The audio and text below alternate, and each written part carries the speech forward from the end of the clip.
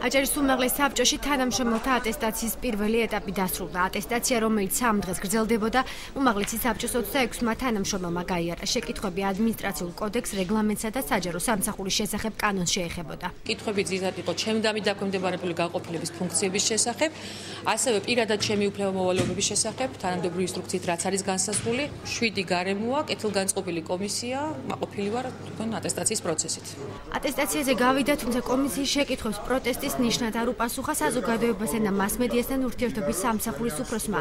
ინო გრძელიძის განცხადებით ატესტაციაზე მისი დაბარება პირად ანგარიშსწორებას უკავშირდება და მისი საკითხი წინასწარაა განსაზღვრული. რატომ მოხდა ერთი ადამიანი, ერთი სტრუქტურული ერთეულის თანამშრომლები რო არ დაუხმდებარეს ატესტაციას და მარტო რეორგანიზაციით შემოიფარგლენ და ჩემ შემთხვევაში რატომ მოხდა ესე რომ დამიქვემდებარეს როგორც რეორგანიზაციას, რაც ლოგიკური იყო, გამოსავალდნელი და ასევე ატესტაციას. ეს იყო ერთგვარი პირადი ანგარიშსწორება. ნინო გრძელიძის ბრალდებებს აბსურდულს უწოდებენ უმრავლესობის წარმომადგენლები. უმცირესობა კი აცხადებს, რომ კომისიას კანონი არ დაურღვევია და მიაჩნიათ, რომ გრძელიძეს ატესტაციაში მონაწილეობა უნდა მიეღო და საკუთარი სიმართლის შემდეგ დაემტკიცებინა. თუ იქნებოდა ზოგადად კითხვა არა ისეთი, რომელიც ესე ვთქვათ, საატესტაციო მოთხოვნების მიხედვით არა აქვს ამ ადამიანებს.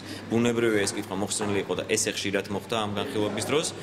თუმცა ატესტაციის არ გალო მე ფიქრობ არ არის კარგი, თუ აღარ არსებობს ეს სტრუქტურული ერთეული, ამ შემთხვევაში სრული უფლება აქვს არ გაატაროს ატესტაცია. რეგლამენტის შესაბამისად იმ შემთხვევაში, რაც უქმდება ერთი სამსახური და იქმნება ანალოგიური სამსახური, ატესტაციის დადებითად გასვლის შემდეგ კაპიტან ნინოს ეკნებოდა კანონიერი უფლება დაეკავებინა ახალ შექმნილ განყოფილებაში იგივე თანამდებობა, რა თანამდებობაც ახლა არის. აუდიტ სამსახური უქმდება, რჩება ერთ-ერთი ადამიანის არის აუდიტორი, რომელიც იქნება უმაღლეს საბჭოს თავმჯდომარის კაბინეტში მოიაზრება, ის იქნება უფლებამოსილების ვადით და მას ატესტაცია არ ეკუთვნის. ატესტაციას აკვირდებოდნენ არასამთავრობო ორგანიზაციების წარმომადგენლები, რომლებმაც საკუთარი პოზიცია დააფიქსირეს.